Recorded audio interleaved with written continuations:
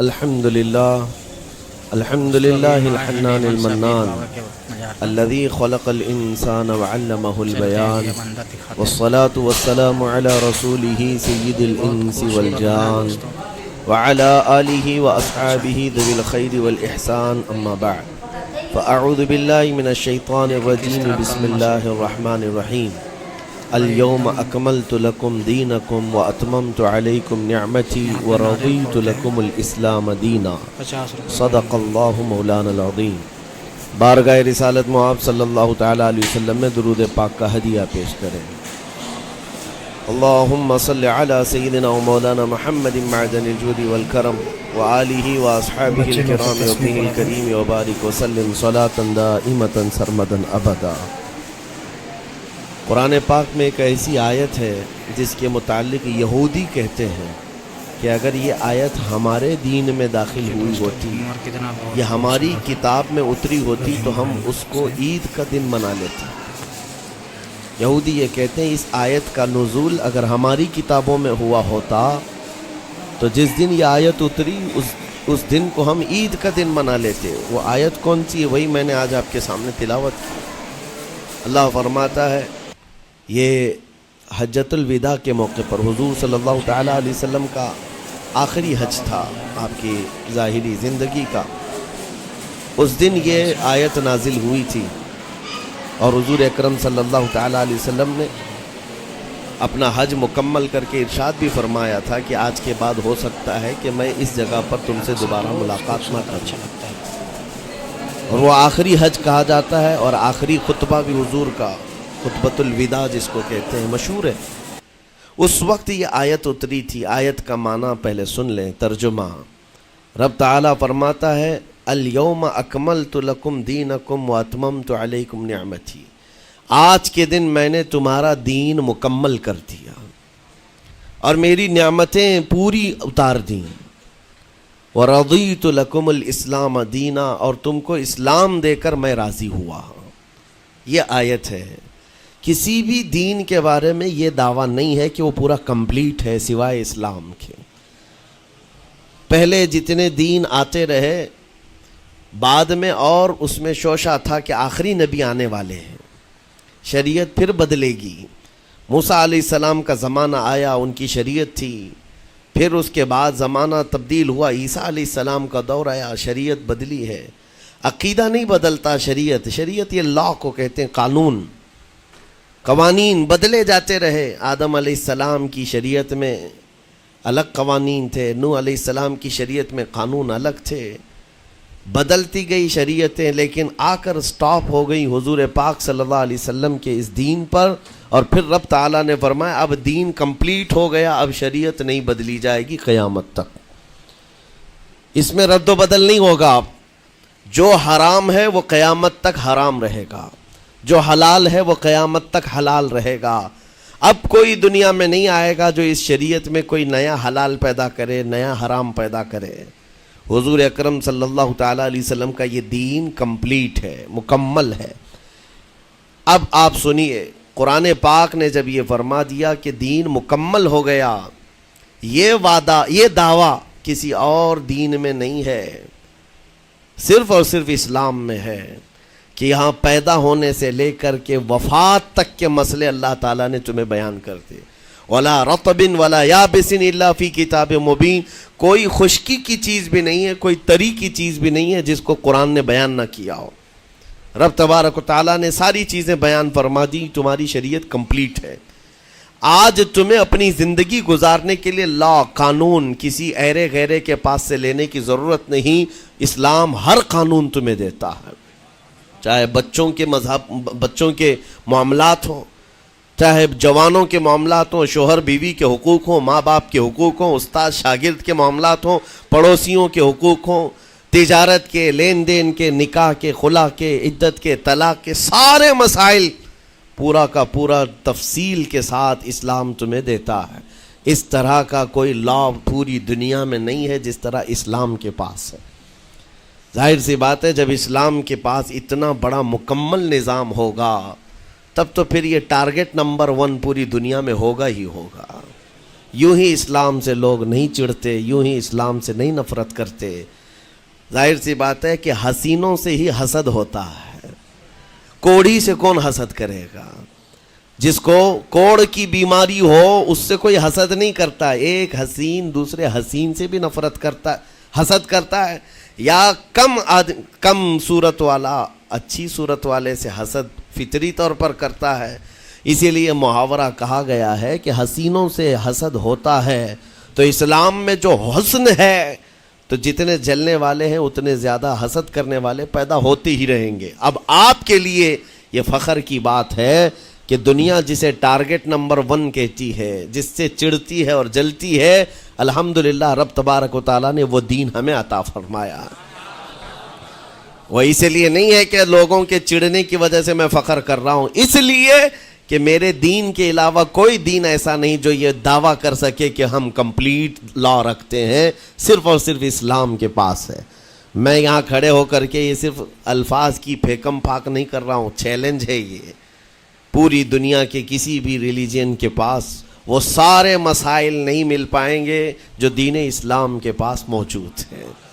دین اسلام کے لیے اگر آپ کو میں بتا دوں کہ اس کا جو فقہ کا نظام ہے، مسئلے مسائل، جس کو اگر آپ پڑھنے کی کوشش بھی کریں زندگیاں بیت جائیں، صرف اور صرف ایک چیپٹر پر کتابیں لکھی ہوئی ہیں، صرف نکاح کے مسئلے کتابیں پوری ہیں، صرف طلاق کے مسئلے پوری کتابیں موجود ہیں۔ اتنا وستار کے ساتھ، اتنا تفصیل کے ساتھ کوئی دین نہیں پیش کرتا، صرف اور صرف اسلام ہے۔ یہ باتیں میں آپ کے سامنے کیوں رکھ رہا ہوں میرے عزیز ہو؟ تاکہ تمہیں یہ احساس ہو کہ اللہ نے کون سی نعمت تمہیں دی ہے۔ اسی آیت میں رب تعالیٰ فرماتا ہے وَأَتْمَمْتُ عَلَيْكُمْ نِعْمَتِي، میں نے اپنی پوری نعمت تمہیں دے دیا ہے، پوری نعمت تمہیں دے دیا ہے۔ احساس کرو کہ اسلام سے بڑھ کر نعمت کیا ملتی تمہیں، اسلام سے بڑھ کر کے کیا نعمت ہے، جس میں رب تبارک و تعالیٰ نے تمہیں اخلاق و کردار دیے ہیں، تعلیم کے لیے سارے۔ آپ کو ابھی اس زمانے میں پروپیگنڈے کے شکار ہو گئے کہ ہم جاہل قوم سے وابستہ ہیں، ہمارے ہاں جہالت زیادہ ہے، ہمارے ہاں بد کرداری زیادہ ہے۔ یہ عوام کو دیکھ کر کے لوگوں نے پروپیگنڈا بنایا، ورنہ تو ان کی حالت یہ تھی 18ویں صدی تک یورپ والوں کو روڈ بنانے کا طریقہ بھی نہیں معلوم تھا، اسلام نے سکھایا ہے۔ ان کو پارلیمنٹ میں بیٹھنے کا قانون نہیں معلوم تھا، اسلام نے قانون عطا کیے ہیں۔ ان کو عدالت چلانے کے معاملے معلوم نہیں تھے، اسلام نے پوری کتابیں پیش کی ہیں۔ اٹلی اور ڈنمارک جو آج یورپ کی کنٹریز میں شامل ہوتے ہیں، یہاں کے بادشاہوں کے بچے اسلامی علماء کے پاس اندلس میں پڑھنے کے لیے جاتے تھے، عیسائیوں کے، دوسروں کے، انگریزوں کے بچے، اور جب پڑھ کر کے آتے تھے اٹلی اور ڈنمارک میں واپس، تو پورے لوگ ان کو دیکھنے کے لیے بھیڑ لگاتے کہ یہ علماء اسلام سے پڑھ کر کے آ رہے ہیں۔ دنیا کو قلم پکڑنا سکھایا ہے اسلام نے۔ آپ کو ابھی میں اس موضوع پر نہیں بات کر رہا ہوں جو اسلام نے پوری دنیا کو دیا ہے۔ آج یہ جو گھڑی دیکھتے ہیں نا ہر جگہ پوری دنیا کا ٹائم، سب سے پہلے مسلم علماء نے اس کو ایجاد کیا ہے۔ دنیا کو ٹائم دیکھنے کا طریقہ اسلام نے سکھایا ہے۔ آپ کو ایک دو نہیں، آج پوری دنیا میں میڈیکل سرجری جو بھی ہوتی ہے، آپ کو پتہ ہے چیر پھاڑ کرنا ہر جگہ ضروری ہو گیا ہے، آپریشن تھیٹر، ساری دنیا جو سرجری کرتی ہے اس کے بیسک قانون بو علی سینا اسلامی عالم کے لکھے ہوئے ہیں۔ آج بھی امریکہ کی یونیورسٹی میں یہ کتاب داخل ہے، کیلیفورنیا میں۔ اسلامی علماء نے جو پوری دنیا کو دیا ہے وہ ایک الگ ٹاپک ہے۔ وہ اس کی ترقی اور عروج کا وقت تھا۔ اسپین میں کیمسٹری میں سب سے پہلے ایجاد کرنے والے علماء موجود ہیں، جابر بن حیان ہیں، جو الجبرا پوری دنیا کو دیا ہے۔ آج ہر یونیورسٹی، ہر کالج میں الجبرا کا سبجیکٹ ہوتا ہے۔ کس نے لکھا ہے؟ دنیا کو چلنے کا سلیقہ اسلام نے سکھایا ہے، بولنے کا طریقہ اسلام نے سکھایا ہے۔ سیاست کے معاملات آپ کو پتہ ہے، پہلے کے دور کی سیاست یہ تھی جو بادشاہ بن گیا اس کا راج ہے، اس کا قانون ہے، اور رات کو خواب میں کوئی چیز دیکھے تو صبح قانون بنا دے گا۔ بادشاہوں کا مزاج ہے، خواب میں کوئی چیز نظر آ گئی صبح وہ قانون بن گئی۔ تو یہ تو سلسلہ چلتا تھا پوری دنیا میں، اور آج بھی دنیا اس بات کی قرضدار ہے کہ حقیقت میں سیاست کسی نے سکھائی ہے تو وہ عمر ابن خطاب کی سیاست ہے۔ صدیق اکبر کی سیاست ہے.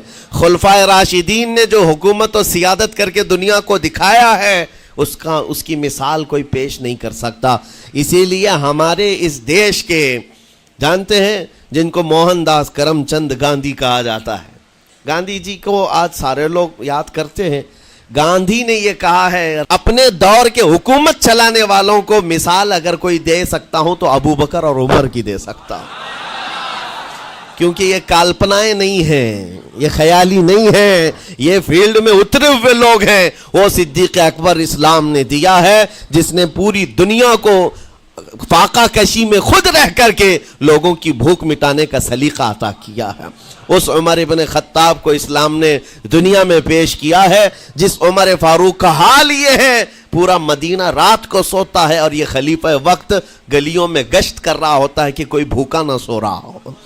آپ کو پتا ہے وہ عمر ابن خطاب رات کے وقت گزرتے ہوئے ایک گھر کے قریب سے جا رہے ہیں تو دیکھا ایک مرد باہر بیٹھا ہوا ہے, اندر سے رونے کی آواز آ رہی ہے. اس کے مرد سے پوچھا آپ نے, وہ نہیں پہچانتا تھا, آپ کبھی حجاب ڈالتے کبھی پردہ ڈالتے اور رات کو گلیوں میں مدینے کے گشت کر رہے ہوتے.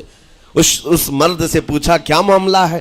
کہا کہ میری بیوی کے بچے کی ولادت کا وقت قریب آ گیا ہے, درد ذہ میں مبتلا ہے اور گھر میں کوئی نہیں ہے, تکلیف ہے. جانتے ہو حضرت عمر فاروق رضی اللہ تعالیٰ عنہ اپنے گھر سے اپنی بیوی کو, اپنی بیٹی کو, اپنی بہو کو بلوایا اور کہا جاؤ یہاں پر گھر میں بچے کی ولادت ہونے والی ہے, اس کی تیمارداری کر. صبح تک خلیفۃ المسلمین کے گھر کی عورتیں ایک غریب کے گھر کی عورت کی تیمارداری کر رہی ہیں. جب بچے کے ولادت کی آواز آئی سب سے پہلے مبارکبادی دینے والے عمر ابن خطاب ہیں. اس سے کہتے بھائی تمہیں مبارک ہو, اللہ نے بیٹا عطا فرمایا. وہ خوش و خرم ہے کہ میرا کوئی رشتہ دار نہیں ہے, اجنبی رات کو آیا ہے اور مجھے مبارکبادی بھی دیا, میرے گھر کے سارے کام کاج بھی اٹھا لیا اور اپنی پیٹھ پر گھر سے بوریا لا کر کے آٹے اور راشن کا اس گھر میں پہنچایا اور کہا خوش و خرم رہو, اللہ نے تمہارے گھر میں برکت دی ہے.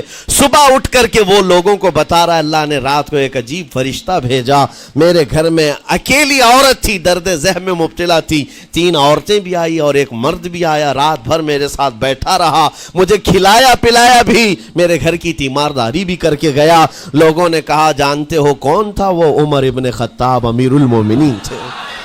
دنیا کو یہ سیاست کا سلیقہ دینے والا اسلام کا وہ عظیم سپہ سالار ہے. آج بھی آپ کو میں بتاؤں اٹلی میں اور ڈنمارک میں اور کچھ کنٹریز میں ایک دن منانے کا پرستاؤ پیش کیا جا رہا ہے. یہ نہیں کہہ رہا ہوں ریچرڈ کا یا ریمونڈ کا, کوئی جو بڑے بڑے ان کے سپہ سالار ہیں ان کا ایک دن منایا جائے گا جن کو مطلب کوئی بہت بڑا نوبل پرائز ملا ہو. میں یورپین کنٹریز کی بات کر رہا ہوں جہاں وہ اپنے بادشاہوں کے پیدائش کا دن یا ان کے کسی اینیورسری کو منانے کا پرستاؤ نہیں پیش کر رہے, بلکہ یورپ کی یہ 2 کنٹریاں ہیں جو یہ پرستاؤ پیش کر رہی ہیں کہ سال میں ایک دن ایسا منایا جائے جس کا نام صلاح الدین ایوبی ڈے ہونا چاہیے. یہ ہم نہیں کہہ رہے ہیں, دنیا آج بھی اس بات کو تسلیم کرتی ہے, صلاح الدین جیسا جرنیل دیکھا نہیں ہے. عزیزان گرامی وقار, یہ چند مثالیں میں آپ کے سامنے رکھا اور اس کے بعد پھر میں تمہیں جھنجھوڑ کر پوچھتا ہوں, اپنے دل پر ہاتھ رکھ کر کے بتاؤ اسلام سے اچھا کوئی راستہ ہے؟ قرآن یہی کہتا ہے وَمَن يَبْتَغِ غَيْرَ الْإِسْلَامِ دِينًا فَلَن يُقْبَلَ مِنْهُ, جو اسلام کے علاوہ دوسرا راستہ لے کر کے آئے گا قیامت کے دن اس کا کوئی قبول نہیں کیا جائے گا, نہیں قبول کیا جائے گا, بلکہ وہ سب سے بڑے گھاٹے میں ہوگا, آخرت کے دن خسارہ اٹھانے والوں میں ہوگا. آج تمہارے پاس وہ عقل سلیم اللہ تعالیٰ نے دیا جس کو تھوڑی بہت شدھ بدھ ہونا, عقل کا استعمال کرتا ہو, وہ بھی اسلام کے متعلق سوچے گا کہ میرے دین میں اتنی اچھائیاں ہیں, آج تک رب تعالیٰ نے مجھے یہ پیشانی کسی کے سامنے جھکنے نہیں دیا. کہیں جھکاتے ہو؟ ارے کھانا کھاتے ہیں, کھانا تو روزانہ ضروری ہے, اور رزق کے معاملے میں تو لوگ ایسے, دنیا کہتی ہے پیٹ پوجا, ہم پیٹ پوجا نہیں کہتے. کھانے کے لیے بعض لوگ کہتے ہیں نا پہلے پیٹ پوجا ہو جائے, پوجا کا لفظ ہی ہم استعمال نہیں کرتے. کھانا برتن میں رکھا ہوا ہے, آپ کے گھر میں کھانا لا کر کے دیا جاتا ہے, تو کیا آپ سر جھکا کر چاٹ کے کھاتے ہیں یا لقمے اٹھا کر ہاتھ سے کھاتے ہیں؟ ہاتھ سے کھاتے ہیں. باقی جانوروں کو دیکھو، بکری کھاتی ہے منہ جھکا کر کھاتی ہے، بیل بھینس وغیرہ سب سر جھکا کر کے کھاتے ہیں، رزق کو چاٹ کے کھاتے ہیں، ان کا سر جھک جاتا ہے. لیکن تمہارے سر کو رب نے اتنا محترم رکھا کہ روز جو تمہیں رزق کی ضرورت ہے اس کے سامنے بھی مت جھکاؤ. سر جھکانا ہے تو رزق کے سامنے نہیں، رزاق کے سامنے جھکایا جائے. تمہاری پیشانی کو محترم رکھا گیا ہے کہ تم جھکو گے تو کس کے سامنے؟ صرف رزاق جو ہمارا پالنہار حقیقی ہے. اور حد تو یہ ہے میرے عزیزو، یہ دنیا کی واحد قوم ہے، یہ واحد مذہب ایسا ہے، یہودی ہوں، عیسائی ہوں، ہندو ہوں، کوئی بھی ریلیجن آپ لے کر کے آئیں، جس کو وہ بہت زیادہ مانتے ہیں یا جس کو گاڈ کہتے ہیں یا جس کو بھگوان کہتے ہیں، ان کی صورت بھی ہوگی، مورت بھی ہوگی، اور سامنے دیکھتے ہیں اور جھکتے ہیں، عبادت کرتے ہیں. لیکن تنہا مسلمان ایسے ہیں، کروڑوں مسجدیں ہوں گی، کہیں خدا کی کوئی تصویر دیکھا ہے؟ کہیں مسجدوں میں خدا کا کوئی مورت یا صورت بنائی ہوئی دیکھا ہے؟ نہیں ہے. یہ واحد قوم ہے جو بن دیکھے مولا کی بارگاہ میں سجدے میں جھک جاتی ہے. صرف بات اتنی ہے کہ ان کو یہ کہنا پڑے گا، اگر میں کہوں میرے نام پر آ جاؤ جھک جاؤ، نہیں، کوئی نہیں جھکائے گا. ہاں، یہ کہنا پڑے گا امام کو بھی، اللہ اکبر، اللہ سب سے بڑا ہے. پھر کوئی پیچھے کھڑا ہوا یہ نہیں پوچھتا کہ کس نے کہا، کون پکار رہا ہے، پیشانی لے جا کر زمین پر لگا دیتے.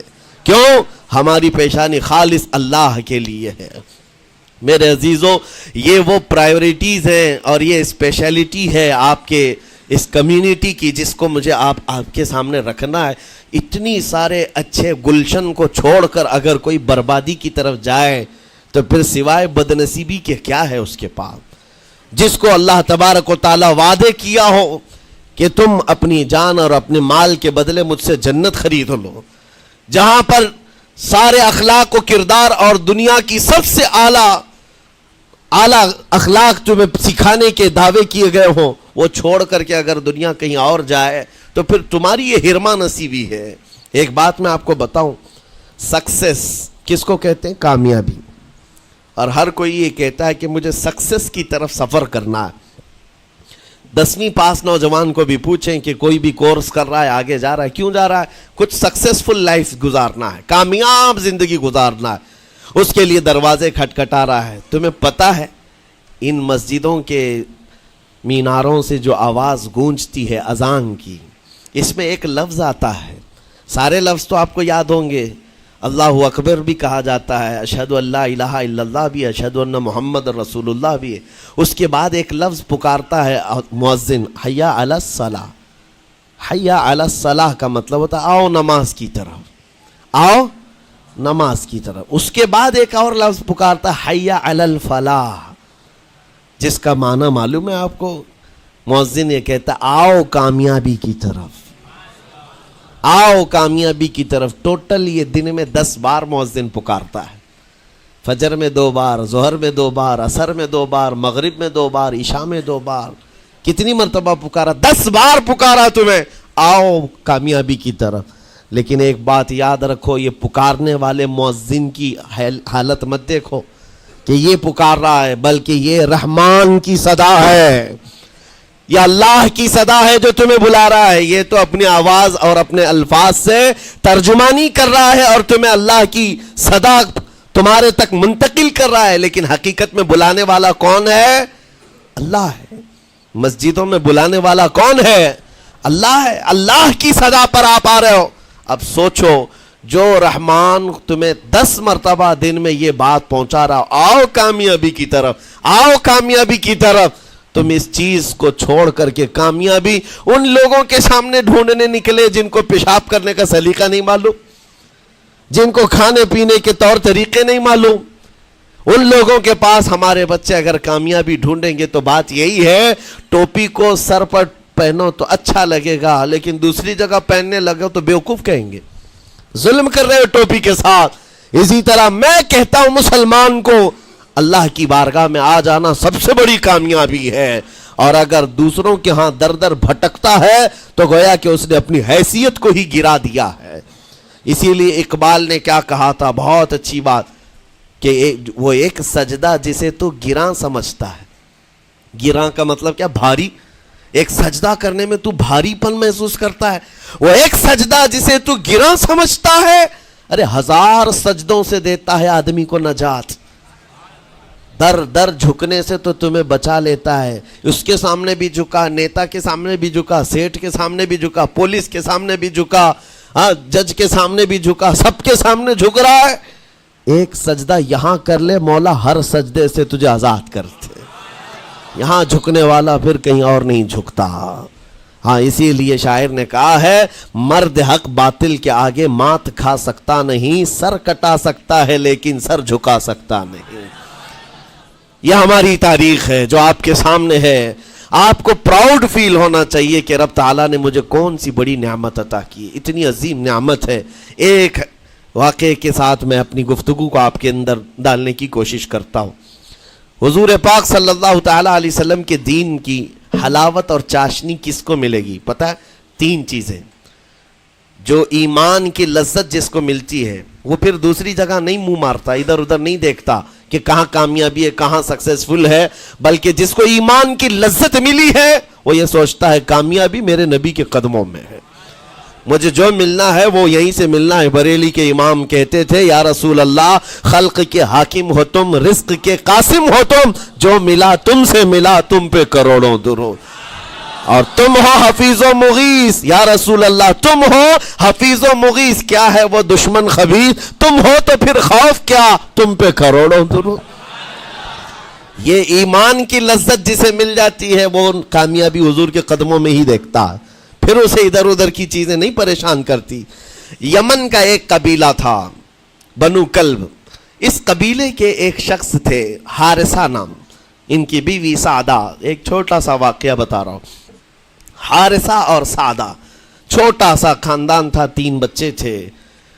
حارثہ کے بیٹوں میں ایک بیٹے کا نام ہے زید، نام یاد رکھے ہیں، بہت امپورٹنٹ نام میں ذکر کر رہا ہوں۔ ایک ہی نام ایسا ہے جو قرآن میں آیا ہوا ہے، وہ زید۔ یہ حارثہ کے بیٹے زید ہے، بیوی سعدہ ہے۔ یہ حارثہ اور سعدہ 3 بچوں کے ماں باپ تھے، ہنسی خوشی زندگی گزار رہے تھے۔ سعدہ ایک دن اپنے بچوں کو لے کر اپنے مائکے جا رہی تھی، راستے میں ڈاکوؤں کا حملہ ہو گیا، مال سب چھین لیا قافلے کا، اور اتفاق ایسا کہ یہ 8 سال کے جو زید تھے ان کو بھی ڈاکوؤں نے چھین لیا۔ ایک ماں سے اس کا 8 سالہ بڑا بیٹا چھین لیا جائے تو ماں کی کیفیت کیا ہوتی؟ اس قدر درد میں تھی ماں، جان تو بچ گئی، 2 بچے بھی بچ گئے، لیکن بڑا بیٹا میرے ہاتھ سے چلا گیا۔ مارے مارے صحراؤں میں گھومتی تھی، پکارتی تھی میرا زید میرا زید میرا زید میرا زید۔ ڈاکوؤں نے زید کو کیا کیا؟ عکاظ کا ایک میلہ لگتا تھا، اس وقت یہ غلامی کا دور تھا، لوگ انسانوں کو پکڑتے اور بیچ دیتے تھے، وہاں لا کر کے انہوں نے زید کو بیچ دیا، غلام کی حیثیت سے بیچ دیا۔ آگے میں بتاتا ہوں۔ یہاں سعدہ کا حال بے حال تھا، واپس گھر آئی تو باپ اپنے شوہر سے کہا، اور شوہر کا حال تو ایسا تھا کہ وہ زید کو اپنے آنکھوں کا نور، اپنے آنکھوں کا سرور سمجھتا، اور اس قدر پیار و محبت والا باپ مارے مارے گھومتا رہا گلیوں میں، اور ان کا لکھا ہوا ایک اشعار کا منظوم ترانہ ہے جو اپنے بیٹے کی جدائی میں لکھا۔ اپنے تو اپنے دشمن بھی وہ ترانہ سنتے تو رو پڑتے تھے۔ ایک باپ کا درد اپنے بیٹے کی جدائی میں، بہت روتے تھے، بہت۔ ماں بھی دن رات روتی، باپ بھی پہاڑوں پر چڑھ جاتے اور وہاں سے صدا لگاتے، اے آسمان اگر تو نے زید کو دیکھا ہے تو میرے حوالے کر دے، زمین کے چپے کہیں اگر زید میرا زندہ ہے تو مجھے وہاں تک لے چل۔ یہ اشعار میں گنگناتے تھے، روتے تھے۔ اور زید کا کیا ہوا؟ عکاظ کے میلے میں بیچ دیا گیا۔ خریدا کون؟ حکیم بن حزام، جو حضرت خدیجہ رضی اللہ تعالیٰ عنہ کے بھائی لگتے تھے۔ یہ لے کر کے آئے، اور حضرت خدیجہ رضی اللہ تعالیٰ عنہ اس وقت مکہ میں اور حضور پاک صلی اللہ علیہ وسلم کے نکاح میں، تو حضرت خدیجہ کے پاس یہ زید آ گیا، بھائی نے گفٹ کے طور پر دے دیا۔ حضرت خدیجہ کے گھر میں یہ زید جب آئے، اس وقت ان کی عمر یعنی 10-12 سال کے آس پاس رہی ہوگی، اور یہ ایسا لڑکا جو چھوٹی سی عمر کا، ادب اتنا تھا، ادب اتنا تھا کہ ہر ایک کا ادب کرتا, بڑے اچھے خاندان سے تعلق رکھنے والا. ہوا کیا, ایک دن آفتاب رسالت, ماہتاب رسالت رسول پاک صلی اللہ علیہ وسلم کی نظر پڑی.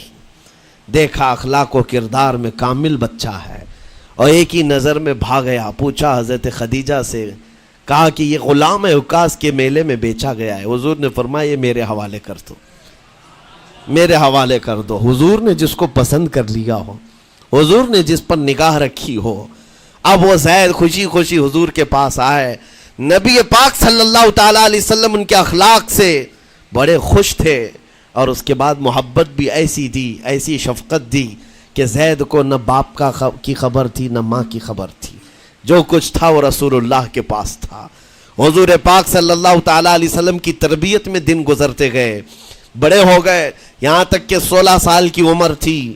ایک دن حج کے موسم میں یمن کا بنو کلب خاندان آیا ہوا تھا, اور وہاں حج کے دوران وہ لوگ زید کے باپ حارثہ کے لکھے ہوئے اشعار پڑھ رہے تھے اور لوگوں کو رلا رہے تھے. ایک ہمارے قبیلے میں باپ ہے جو بچھڑے ہوئے بچے کی یاد میں روز روتا ہے, اس کے اشعار تو سنو. لوگ سن کر کے رو رہے تھے, یمن کا کوئی ایسا باپ ہے جو یوسف گم گشتہ کی خبر میں رویا کرتا ہے. یہ لوگوں کی بھیڑ لگی تھی, اسی کے سامنے سے زید کا گزر بھی ہو رہا تھا. بنو کلب کے لوگوں نے زید کو دیکھا, پہچان لیا, یہی تو وہ بچہ ہے جس کی یاد میں اس کا باپ روتا ہے. اور اس کو بلایا اور کہا تیرا نام؟ کہا زید. باپ کا نام حارثہ. کہا یہی تو ہے جس کے غم میں پورے اشعار پڑے جا رہے یمن میں. زید سے کہا تجھے پتہ ہے تیرے باپ کا رو رو کر کے کیا حال ہو گیا؟ تیری ماں صحراؤں میں آواز دیتی ہے, پہاڑوں پر چڑھ جاتی ہے. ایک بچے کے لیے اس کے ماں باپ کی جدائی بتا دینا کتنی بڑی بات تھی.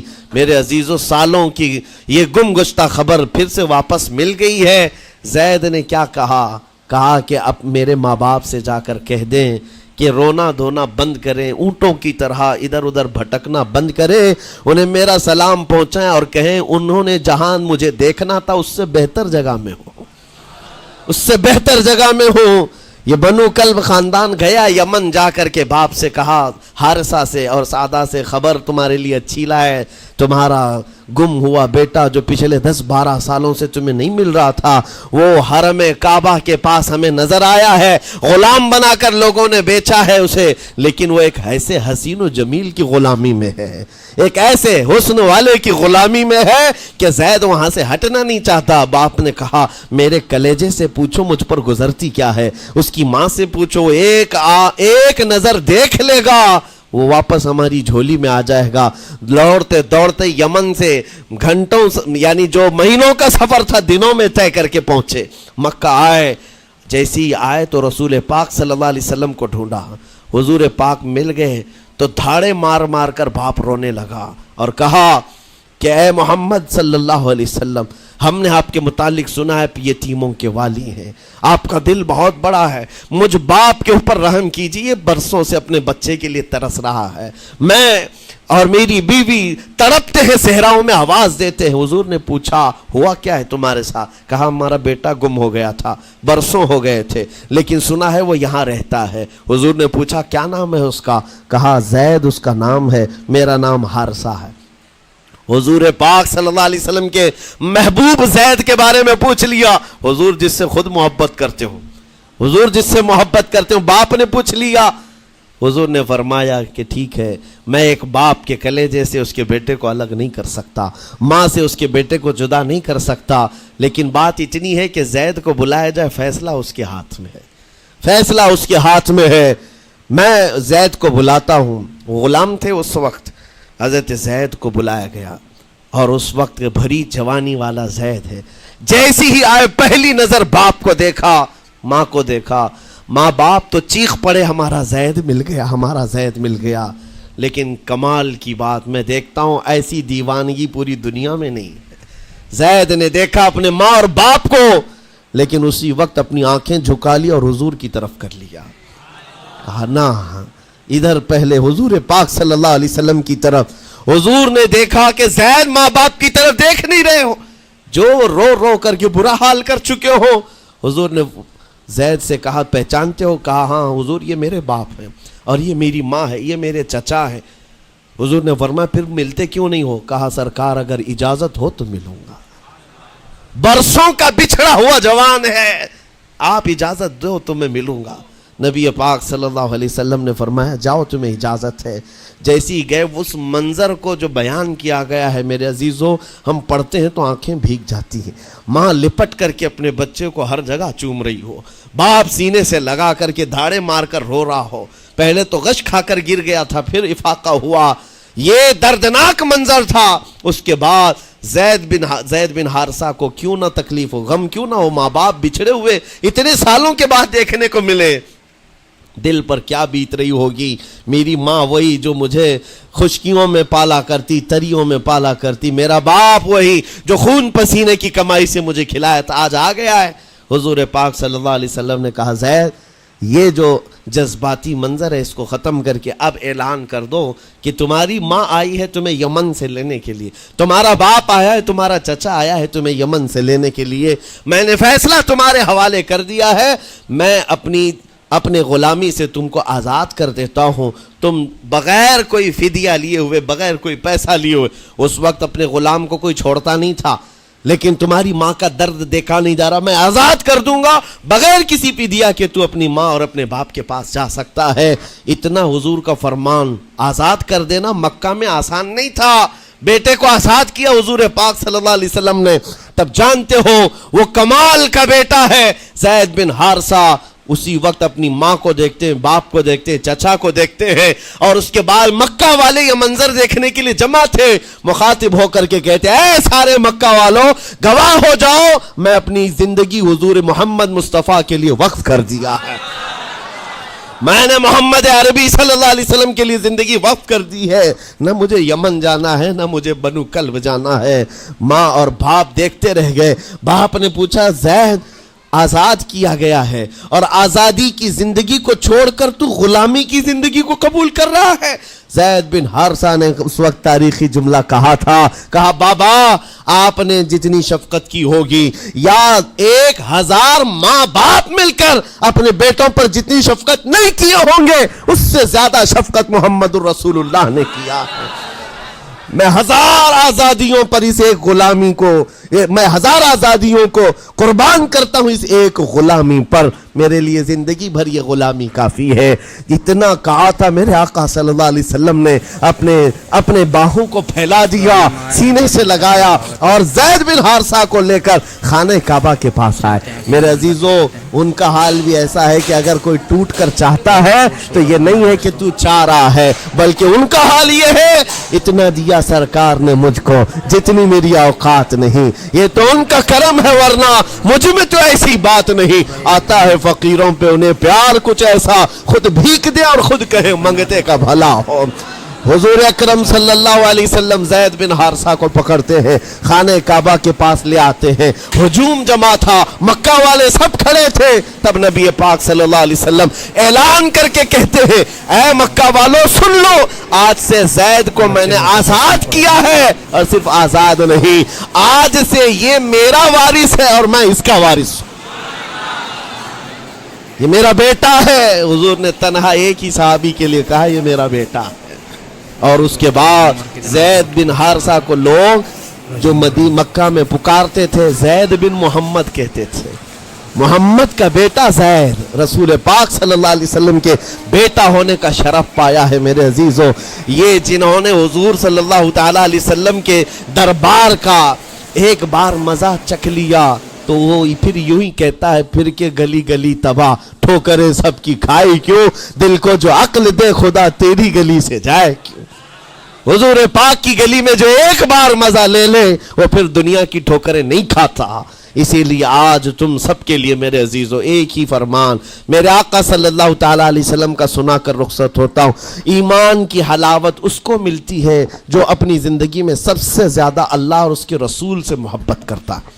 اللہ اس کے رسول سے محبت کرتا ہے. اور دوسری چیز یہ بھی ہے کفر میں جانے کو ایسا ناپسند کرتا ہو جیسے آگ میں ہاتھ ڈالنے کو ناپسند کرتا ہے. کفار و مشرکین کے میلے آج لگ رہے ہوں گے لیکن تمہارا امتحان ہوگا. 31 نائٹ آنے والی ہے, یہ آزمائش کی رات ہے. لوگوں کو دیکھا جائے گا کہ تم کون سی عیاشیوں میں جاؤ گے؟ تم اس رات کو کیا دنیا داروں کو دیکھ کر ان کے پیچھے بھاگ جاؤ گے؟ ایک بات یاد رکھو، شیروں کو جس کام کے لیے پیدا کیا گیا اسی کام پہ رہنا چاہیے، اور شیر اگر اپنا کام بھول جاتا ہے تو کتے اس کے اوپر لگ جاتے ہیں۔ تمہارا کام کتوں کی طرح بھونکنا نہیں ہے، تمہارا کام شیروں کی طرح دہاڑنا ہے۔ میرے عزیز محمد عربی صلی اللہ علیہ وسلم کے وہ شیر جو گٹر اور نالی کے لیے نہیں پیدا کیے گئے، اعلیٰ اخلاق و کردار کے لیے پیدا کیے۔ تم امت محمدیہ خیر امت ہو، شراب پینے کے لیے نہیں، جوا کھیلنے کے لیے نہیں، تاش کے پتوں پر مال اڑانے کے لیے نہیں، غلط نگاہوں کو پھیلانے کے لیے نہیں، آوارہ گردی کے لیے نہیں پیدا کیے گئے۔ تمہاری نسبت رسول اللہ سے ہے، اتنی بات یاد رکھو۔ اللہ نے مجھے خیر امت کہا ہے۔ میری آنکھیں اٹھ رہی ہیں تو فرشتے بھی دیکھ رہے ہیں، رب تعالیٰ دیکھ رہا ہے۔ میرے چلنے پھرنے کو رب تبارک و تعالیٰ اس کے علم سے کوئی ایک ادا بھی میری بے خبر نہیں ہے، غافل نہیں ہے۔ اس لیے عزیزان گرامی وقار، تمہارے اس آنے والے نئے سال کی کیسے آپ اوپننگ کرتے ہو، کیسے اس کی ابتدا کرتے ہو، یہ تمہارے ہاتھ میں ہے۔ گناہوں کی لذت کے ساتھ اپنی زندگی کا ایک نیا سال شروع کر رہے ہو، یا پھر رب تبارک و تعالیٰ کی تسبیح و تہلیل اور مصطفیٰ کریم کے قدموں میں درود بھیج کر اپنے نئے سال کی ابتدا کرتے ہو۔ میں تو یہ اعلان کرتا ہوں، اگر میرا یہ میسج سب تک پہنچ جائے کہ ہم نے بہت ساری عیدیں منائی ہیں، بہت ساری محفلیں منائی ہیں، ہم عید میلاد النبی کے نام پر جلسے جلوس سب کرتے ہیں، ہم 11ویں کے نام پر غوث پاک کے جلسے سجاتے ہیں، اعلیٰ حضرت کے نام پر، غریب نواز کے نام پر جلسے کرتے ہیں، لیکن دنیا ایک عید مناتی ہے ہیپی نیو ایئر کی، 31st نائٹ کی۔ میرے عزیزوں، ہم نوجوانوں سے کہتے ہیں اس عید کو دنیا کی عید ہے، اس کو بدل کر کے ہم ناموس رسالت کے لیے وقف کیوں نہ کرتے ہیں؟ ہم بھی اپنی مسجدوں میں رات کو آ جائیں، ساری مسجدیں یہ سال کے اختتام کے وقت کھل جائیں عشاء کے بعد، اور ہر مسجد اس بات کا خیال کرے کہ ہمارا وہ نوجوان آج کہیں عیاشی پر نہ جائے، اپنے سال کی اختتام اور ابتدا ہو رہی ہو۔ یہ ہم کو پتہ نہیں، ابھی تو ہم بیٹھے ہیں، اگلے سال تک ہم رہیں گے کہ نہیں رہیں معلوم نہیں۔ یہ تو دسمبر کا لاسٹ چل رہا ہے، لیکن یہ ہمیں پتہ نہیں 1 جنوری دیکھ سکتے ہیں کہ نہیں دیکھ سکتے، ہم میں سے کسی کو علم نہیں ہے۔ لیکن اس کے باوجود اگر اللہ تعالیٰ نے دے دیا آپ کو اس سال کا آخری، توبہ کرنا چاہیے۔ اے رب ذوالجلال، یہ پورا سال میرا جو بدکاریاں ہوئی ہیں، مجھ سے جو خرابیاں ہوئی ہیں، مجھ سے جو گناہ ہوئے ہیں، معاف کر دے۔ تو ایک نیا سال میری زندگی میں کھول رہا ہے، مولا پچھلے سال جو مجھ سے گناہ ہوئے، اس سال وہ گناہ نہ ہو۔ میں تیرے دربار میں پناہ مانگتا ہوں، تیرے دربار کی پناہ مانگتا ہوں ان تمام شیاطین کے شر و فساد سے جنہوں نے مجھے بدکار بنانے کی کوششیں کی ہیں۔ اگر اس رات تمہاری دعا قبول ہو گئی تو انشاءاللہ 2024 ہمارا ہے۔ لوگ آج بہت ساری بھوشمانیاں کر رہے ہیں، 2024 ان کا ہے، ان کا ہے۔ میں کہتا ہوں غلامان مصطفیٰ کا ہے۔ ہاں، سال کی ابتدا اگر حضور پاک کے نام سے کرو، درودوں کی خیرات اور درودوں کی ڈالیاں نچھاور کرو نبی کریم صلی اللہ تعالیٰ علیہ وسلم کی بارگاہ میں، اور اللہ سے مدد مانگو کہ مولا اس سال کی ابتدا ہم تیرے نام سے شروع کر رہے ہیں۔ انشاءاللہ یقین ہے میرے عزیزوں، جو دروازے بند ہیں وہ کھلیں گے ضرور، اور جو آفتیں آئی ہیں وہ ٹلیں گی ضرور۔ بس بات صرف اتنی ہے، قرآن بھی کہتا ہے، جس کی ترجمانی اقبال کرتا ہے کہ محمد سے وفا تو نے، تو ہم تیرے ہیں، یہ جہاں چیز ہے کیا، اے لوح و قلم تیرے ہیں۔ اللہ کریم کہنے سننے سے زیادہ عمل کی توفیق عطا فرمائے۔ نوجوانوں سے گزارش ہے، آج آپ یہاں پر تو پتہ نہیں ہے کمیٹی والے اس بات کی اجازت دیتے ہیں کہ نہیں دیتے، لیکن 31st نائٹ جو آئے گی، میری گزارش ہے کہ آپ مسجد کو کھلی رکھیں، اس رات یہاں ذکر کی محفل سجائی جائے، کریں گے انشاءاللہ۔ جو جہاں ہے وہ اپنی مسجدوں میں اس بات کا عہد کرے کہ آج ہم ذکر کریں گے، توبہ اور استغفار کریں، اور حضور پر درود پاک کی محفل سجائیں گے۔ اللہ تبارک و تعالیٰ آپ کے اس عزم کو قبول فرمائے۔ مولا کریم ہمیں رسول پاک صلی اللہ علیہ وسلم کے قدموں میں کامیابی ڈھونڈنے کی توفیق دے۔ مولا کریم بس اتنی دعا ہے کہ ہماری زندگی جب تک رہے تیرے نبی کے وفاداروں میں شمار فرما، اور بارگاہ مصطفیٰ میں یہ عریضہ ہے، یا رسول اللہ تیرے ٹکڑوں پہ پلے غیر کی ٹھوکر پہ نہ ڈال، جھڑکیاں کھائیں کہاں چھوڑ کے صدقہ تیرا، تو جو چاہے تو میل میرے دل کے دھلے، کہ خدا دل نہیں کرتا کبھی میلا تیرا، گندے نکمے کمی مہنگے ہیں کوڑی کے تین، کون ہمیں پالتا تم پہ کروڑوں درود، بے ہنر و بے تمیز کس کو ہوئے ہیں عزیز، ایک تمہارے سوا تم پہ کروڑوں درود، تم ہو عفو و غفور، تم ہو عفو و غفور، بخش دو جرم و خطا تم پہ کروڑوں درود، کر کے تمہارے گناہ مانگے تمہاری پناہ، تم کہو دامن میں آ تم پہ کروڑوں درود، یا رسول اللہ دل بے چین ہے بے قرار ہے، گناہ جب زیادہ ہوتے ہیں تو دلوں میں گھبراہٹ زیادہ ہوتی ہے، اور ان دلوں کی گھبراہٹ کا علاج ڈاکٹروں کی گولیوں اور انجیکشن سے نہیں ہے، ان دلوں کا قرار صرف اتنا ہے، یا رسول اللہ دل کرو ٹھنڈا میرا، وہ کفے پا چاند سا سینے پہ رکھ دو ذرا تم پہ کروڑوں درود، وآخر دعوانا الحمدللہ رب العالمین، السلام۔